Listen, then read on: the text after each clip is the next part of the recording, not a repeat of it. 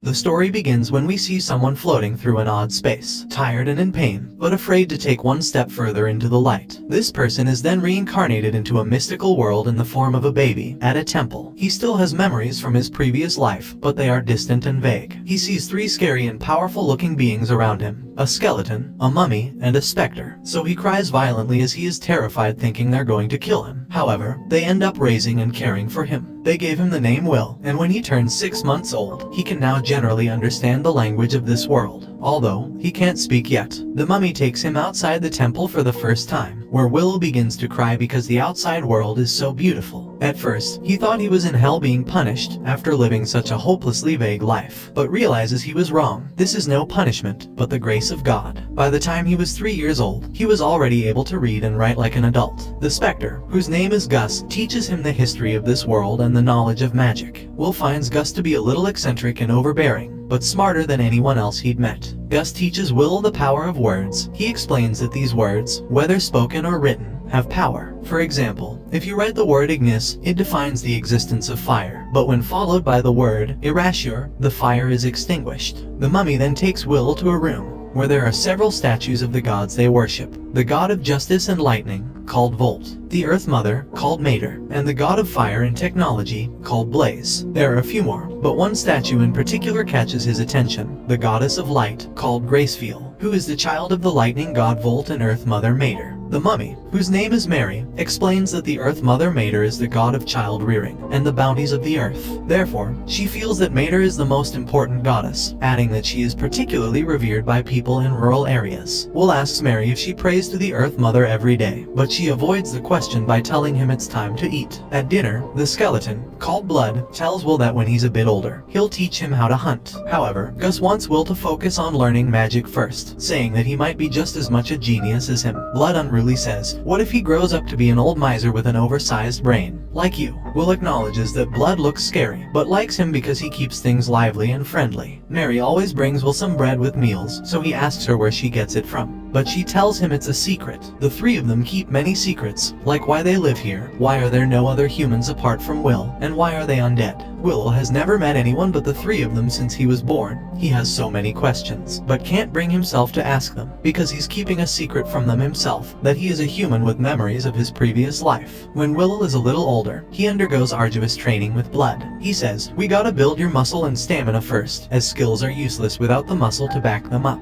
Blood also teaches Will swordsmanship and how to hunt in the forest. Gus teaches him magic. He is working on his pronunciation, telling him that words have fluctuations, and that no one can say a word in exactly the same way twice. Gus says he'll start by learning how to use minor magic skillfully and accurately, but needs to try his best to get by without using it. Will asks him how, to which Gus says, money. Will asks how a ghost can be such a money worshipper, but Gus says that money is important, as it is what drives this world. He says with the power of money, you can solve anything without magic, and goes into a fit of excitement, thinking about counting gold coins. Mary teaches Will the knowledge of other races. She tells him that the three of them used to be humans, but before they died, they clung to powerful emotions that led them to form a contract with the god of the undead. The next day, Blood tells Will it's time he started some real-life training, as he's almost 8 years old. Will says, if I take a hit with your ridiculous strength, I'm dead. Blood says he'll be fine, and tests Will with a duel. Will can use a combination of magic and swordsmanship to put up a good fight with Blood. He uses the power of the words well, but due to his lack of combat experience, he's unable to defeat Blood. Blood says he's got a long way to go, but frankly, he is surprised at how well he is progressing. Will then learns that Gus was once hailed as the Wandering Sage. He's exterminated monsters, calmed raging rivers, and rediscovered ancient languages. Blood was once known as the War Ogre, and Mary was known as the daughter of Mater. Although they're undead, Will considers them his family. Blood is his foster father, Mary is his foster mother, and Gus is his foster grandfather. One day, when Will returned from training, he sees Mary bringing a piece of bread from a room. Although he was told not to enter that room, he is too curious, and upon entering, he sees Mary's whole body surrounded by fire. Afraid that Mary will die, he rushes to save her, but ends up hurting his arms badly. His little arms had severe third-degree burns, and Mary blames herself for keeping secrets. Although his hands can recover, the scarring left behind will be unavoidable. Gus explains that the bread is a gift from the Earth Mother Mater, which prompts the question from Will, why did you burn? Mary explains that it's because she betrayed the Earth Mother Mater by becoming an undead. The impure god of death, called Stagnate, is the Earth Mother Mater's enemy, and since the three of them formed a contract with him, just coming in contact with Mater's divine presence causes them to burn. 5 years pass and Will is 13 years old, thus his training is becoming more and more difficult.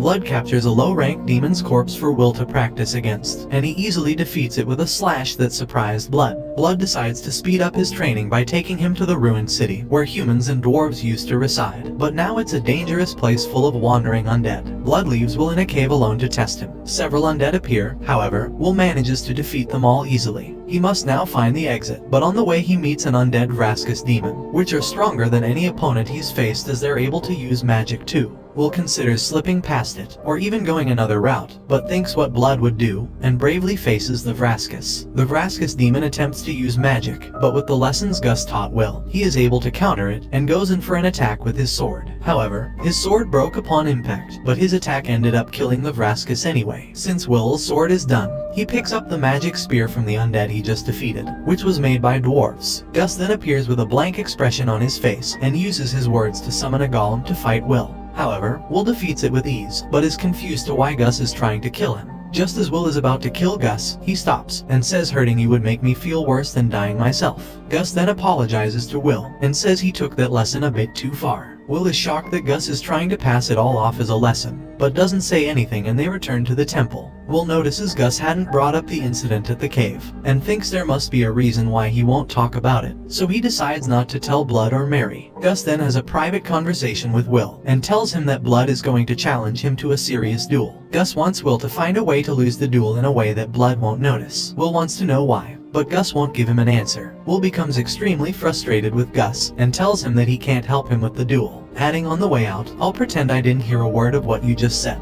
Will runs to the room with the statues of the gods, where Mary reveals that Blood worships the god of fire, Blaze, and Gus worships the wind god, called Whirl. Blood swore to Blaze that he would train every day and grow strong. On the other hand, Mary told Mater that she would live in a way that would honor her will. Mary tells Will that Gus swore to the wind god that he would do as he pleased and enjoy life, as he hates being bound by anything. Years later, we see that Will has grown quite a bit. It is the evening and he has just finished training with Blood. Blood brings some alcohol he made himself for them to drink, and after they get drunk together, Blood suggests they take a little peek at Mary while she's changing. While they're spying on her, Will trips and opens the door. Mary asks Blood what the hell he gave Will to drink, and Blood avoids it by saying we were just gonna have a little peek while you changed. Will says I told him we shouldn't. However, a rather unholy Mary slaps him into next week. The following day, Blood intensely spars with Will. He is like a storm with his attacks, so Will is finding it hard to get in a strike without being hit. Will then pulls out an epic move, using his shield to block Blood's sword so he can use it as a ramp to take him down. Just when Will was about to strike, Blood throws him away like a plastic bag. Will concedes, and Blood says having no muscles really is a disadvantage. Blood then gives Will a surprise gift, the most powerful of all the demon blades he owns. Will is confused, because he didn't even win, but Blood explains that it's to mark his new independence. The sword is called Overeater, and if a living being is cut with this blade, its wielder recovers life force with each cut. He also says that the more he uses it, the more dependent he'll become, until he's so weak that there's nothing left of him, and that's probably part of what makes it a demon blade. Now Will is old enough, Mary and Blood decide to tell him the secrets about the king among demon kings, who tried to conquer their continent. About 200 years ago, the demon kings led a great uprising. An army of countless demons invaded the continent, so the place was crawling with demon kings and generals. These swarms of demons offered up massive amounts of flesh and blood, in a number of great rituals to their deity, the god of dimensions. The High King went on a rampage in their continent, and Blood explains that his nicknames don't even come close to the truth, adding that his abilities were absolutely insane. He could turn any blood he shed into soldiers, and any flesh cut from his body into commanders, in unlimited amounts. In other words, he made demons from his own flesh and blood. Only blades can harm him. Arrows and magic wouldn't even leave a mark. Blood says his weapon of choice was Overeater, which shocks Will. Mary explains that eventually, he came to be called the High King, meaning the king of all kings. Blood says that even with the help of Gus's magic and Mary's blessing, he was no match for the High King. And because he is an undead, he can't grow, therefore his sword skills can't improve any further. Since they couldn't kill the High King, Mary and Gus placed a seal on him, and the High King was sealed deep beneath this land.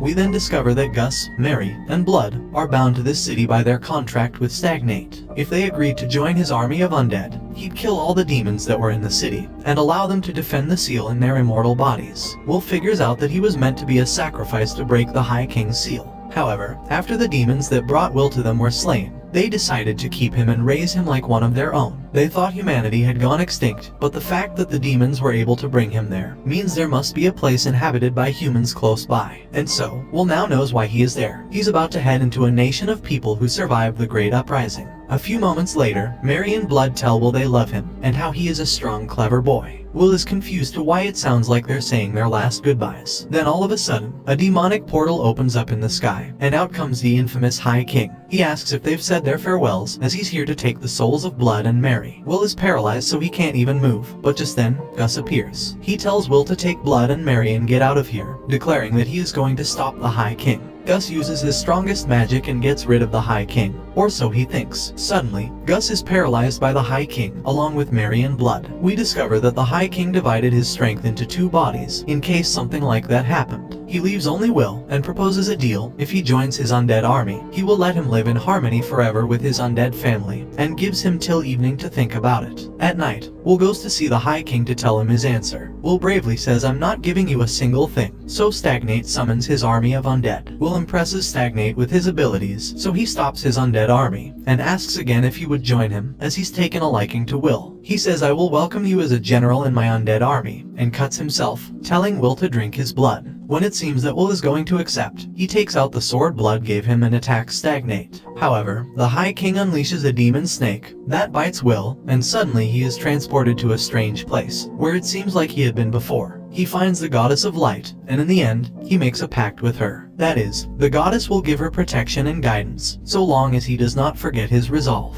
Upon waking, Stagnate is disappointed that he made an oath with Gracefield, as he hoped Will would join his ranks. The undead attack Will, but they are no match for Overeater. Stagnate suddenly disappears using the cloud of dust, and Will is left wondering where he went. Gracefield then appears, and faces Will in the direction of the temple. Will then uses his accelerate ability to get over there as soon as possible, after realizing that the High King is after Blood and Mary. When Will arrives, the High King is just about to kill Blood. Will tries to stop him but knows he will not make it in time. But suddenly, a goddess appears who Will doesn't recognize, and after saying goodbye, he realizes that the Earth Mother never hated Mary for accepting Stagnate's deal. Mary starts to cry, and at that moment, Stagnate casts a lightning spell at Will, but he stops it with his magic, and takes advantage of this opportunity to charge with his sword, and begins to hit Stagnate with a vicious flurry of attacks. Will ends up defeating the High King, and after we see him vanish completely, everyone is very excited and congratulates Will. However, when they're about to leave, Mary and Blood fall to the ground. They tell Will that since they lost their attachment and denied selling their souls to Stagnate, their time has come to an end. Will begins to cry and asks if there's anything he can do, as he doesn't want to lose them. However, they calm him down and tell him that there's nothing he can do, but they're proud of who he has become, and want him to stay on the right path. Will then begins to see pictures above their heads from when they were human. Then Gus arrives, and the four of them enjoy their last moments together. After Blood and Mary die, the goddess takes their souls, and they will go back into the cycle of death and rebirth. Comment below if you would like a part 2. Don't forget to like and subscribe if you enjoyed, and turn on the notification bell so you never miss out on another video. Until next time, take care.